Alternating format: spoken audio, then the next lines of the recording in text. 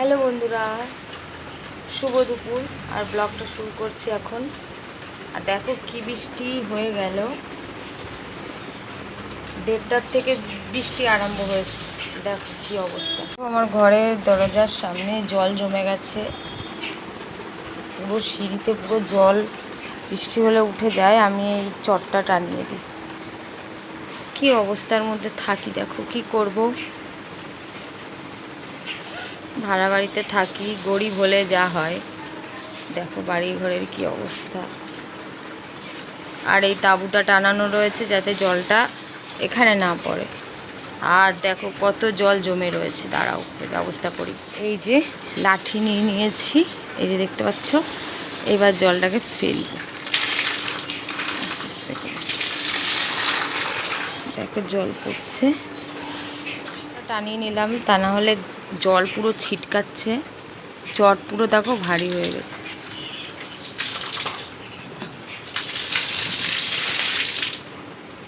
জল পড়লো, যদি এই জলটা না ফেলে দিই তাহলে কাগজটা ছিঁড়ে যাবে। আবার বৃষ্টি হবে, আবার যখন জমবে আবার এই লাঠিটা দিয়ে এরকম করে উঁচু করবো, জলটা পড়ে যাবে। বুঝতে পেরেছো? দেখো এখানে জল পড়তে পড়তে কী অবস্থা হয়েছে দেখো। কিন্তু এই টাবুটা দেওয়ার জন্য ছিসটা আর কি আমার এই ঘরে এইখানটায় জলটা চলে আসতো, এখন আর আসে না এত দূর। আর আজকে যেহেতু আজকে যেহেতু চটটা একটু দেরি করে দেওয়া হয়েছে, আমি স্নান করছিলাম তখন বৃষ্টি চলে এসেছিল, যার কারণে এই যে ছিচ এসেছে। এখন দিয়ে দিলাম চটটা, খুলে ফেলবো এখন। ওই জলটার জন্যই দিয়েছিলাম, আর কি করব। দাদা পুকুরে স্নান করতে গেছে, মানে স্নান করে উঠে আমাকে বলছে ভাত গুছাও, আমি আর আমার সাথে একজন মিস্ত্রি আছে, দুজনে এসে খাবো। তো আমি ভাত গুছিয়ে বসে আছি, এখনও আসার নাম নেই। ঠিক আছে, আমি একটু শুয়েছিলাম দুপুরে খাওয়া দাওয়ার পরে, একটু না শুলে না আমি একদম পারি না, আমার ভীষণ মানে ঘাড় মাথা ব্যথা করে। আমি একটু শুয়েছিলাম, ওই মনে হয় আসলো, গাড়ির আওয়াজ হচ্ছে। ঠিক আছে, যা ওটা নেই, ব্যাগটা নেই। ওই যে চলে এসেছে, ধর ওটা ধর।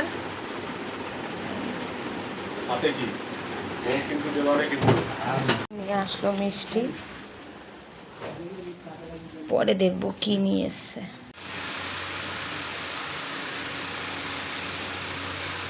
যে চলো খুলে দেখা যাক কি মিষ্টি আছে। তোমাদের সামনে খুলে দেখি। স্বাদের মিষ্টি, মিষ্টি মিষ্টি মিষ্টি মিষ্টি মিষ্টি।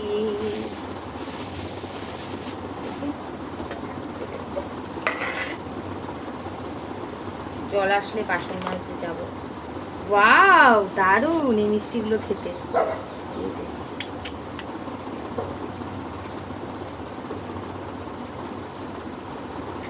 দাঁড়াও, এই যে প্লেট নিয়ে আসলো।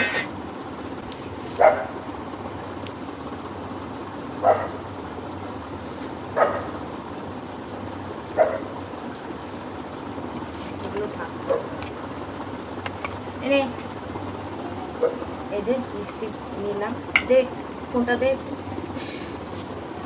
এই মিষ্টি নিয়ে এসেছে, ভালো করে তোমাদেরকে দেখাই। ছানার মিষ্টি, এগুলো কিন্তু খেতে ভালো লাগে।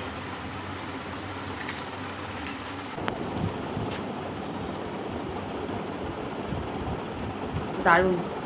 দেখো দোকানে ভিজা জামা কাপড় মেলা হয়নি, বৃষ্টি পড়ছিল, কেচে উঠেছি আর বৃষ্টি পড়ছে না, এভাবেই রেখে দিয়েছি। এখন দেখে বৃষ্টি পড়ছে না, এখন মেলে দেবো। আমার জলটা ঝরে গেলে ঘরে এনে মেলে দেবো।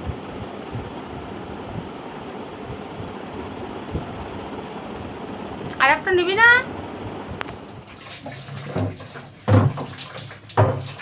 আপনাকে ভালো করে নেবি, ডিমটা কি ফেটে যাচ্ছে না কি বুঝতে পারছি না।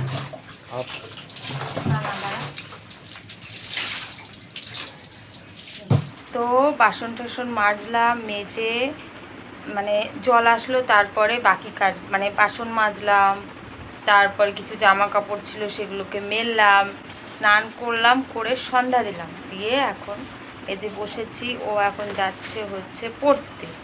এই ছাতা নিয়ে যা, বাইরে গুড়ি গুড়ি বৃষ্টি হচ্ছে, ছাতা যেন না হারায়। ছাতা ওই ঘরে আলনার ওই পাশটায় রাখা রয়েছে, দেখ তোর বাবা যদি না নিয়ে যায় তাহলে ওখানে ছাতা আছে, উপরের দিকটা টানানো রয়েছে। তো আমার তো ঘর দেখেছো অনেকটাই ছোট, এই ঘরটাও ছোট, ওই ঘরটাও। এই যে খাট রেখে একটুখানি জায়গা আছে, কোনো রকমে হয়তো নিচে একজন শোয়া যাবে বা একটু চলাচল করার মতন। এবার ওই ঘরটাতে আমরা খাই, তারপরে আলনা আছে, শোকেস আছে, রেখে হয়তো দুজন মানুষ বসে খাবার খেতে পারে। আর রান্নার জায়গা তো দেখেছো একটুখানি ছোট একটা জায়গা, তো সেখানেই হচ্ছে রান্না বান্না করি। আর রান্না বান্না করা, তারপরে খাওয়া সব ওই ঘরেই। তারপর হচ্ছে কোটা কাটা, মানে মাছ কাটা, সবজি টবজি সমস্ত কাটাকুটি সব ওই ঘরেই করি।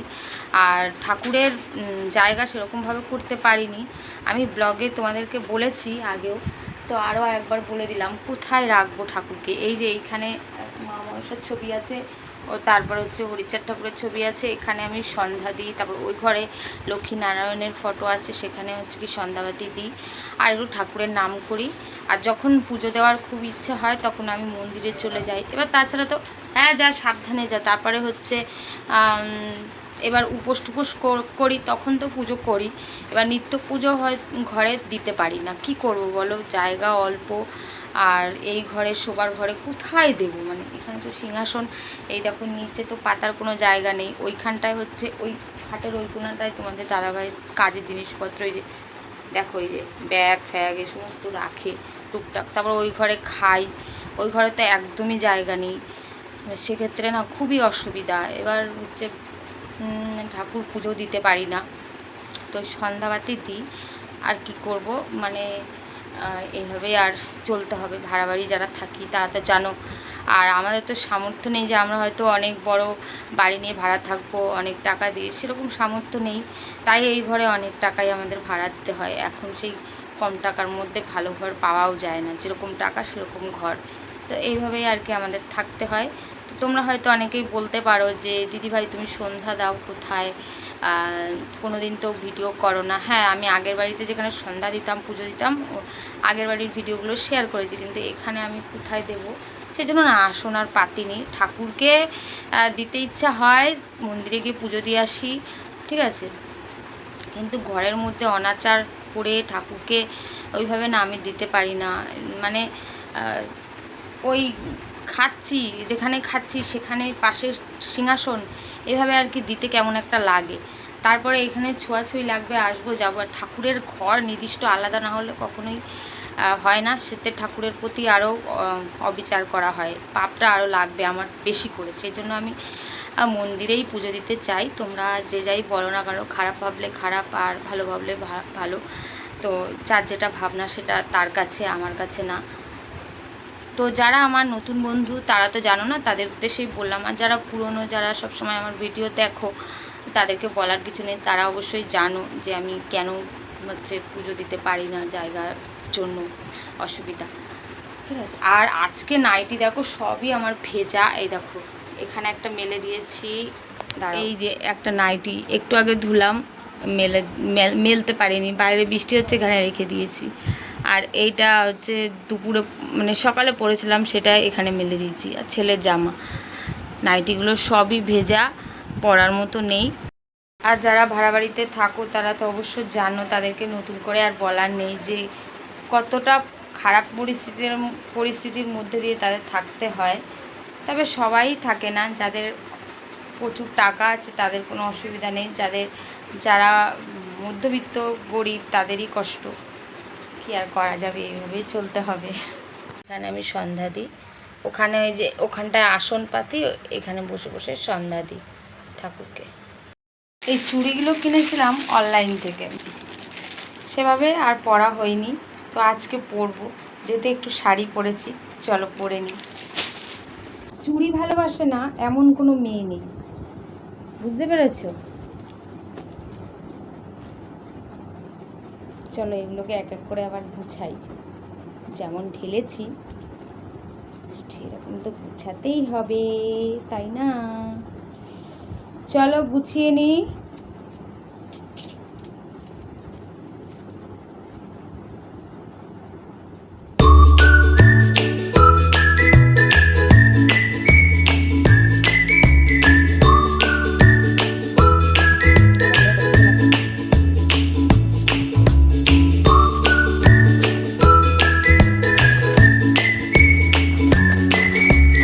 আগে মেয়েদের সৌন্দর্য হলো চুড়ি, চুড়ি পরলেই মেয়েদেরকে একটা আলাদা রূপ এনে দেয়। আর বিয়ের পরে হলো সিঁদুর আর শাঁখা পলা।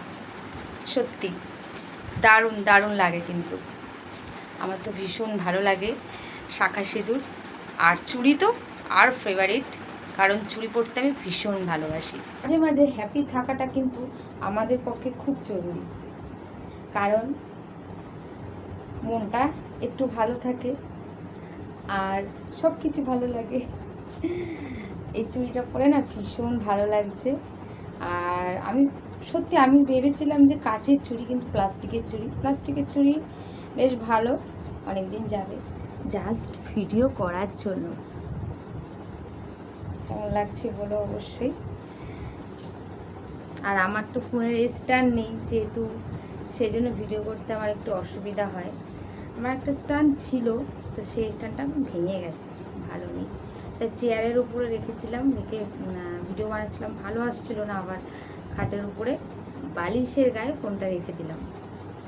চলো, অনেক হলো চুড়ি পরা, এবার কিন্তু চলে এসেছি চা বানাতে। কেমন যেন চায়ের নেশা লেগে গেল, তাই এখন কিন্তু চায়ের জল বসিয়েও দিয়েছি, চা পাতাও দিয়ে দিচ্ছি।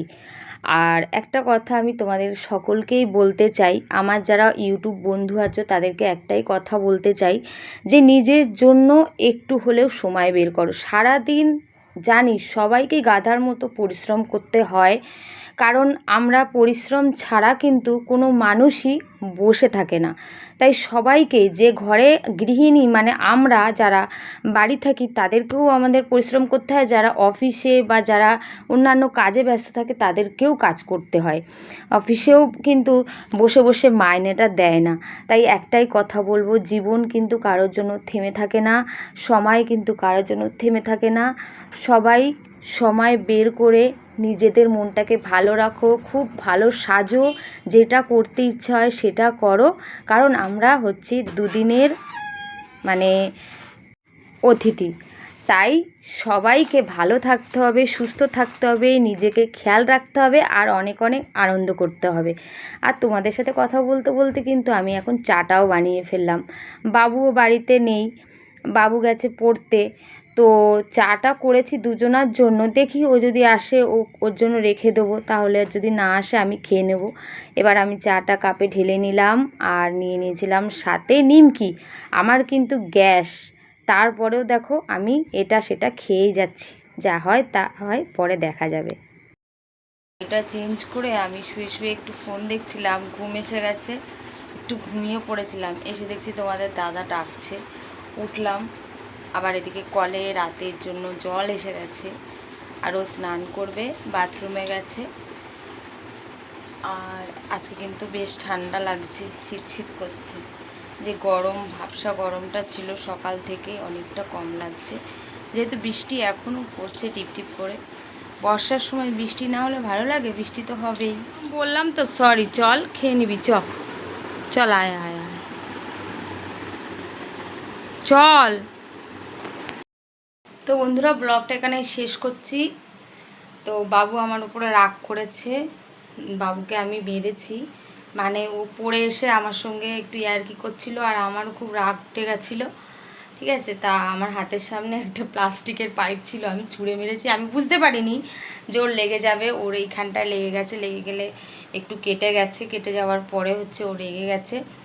আর ওকে আমি সরি বললাম, ক্ষমা চাইলাম, কিন্তু ও কিছুতেই ওর রাগ মিটছে না, ও রেগে গেলে ওরকমই আবার কালকে থেকে মা করবে।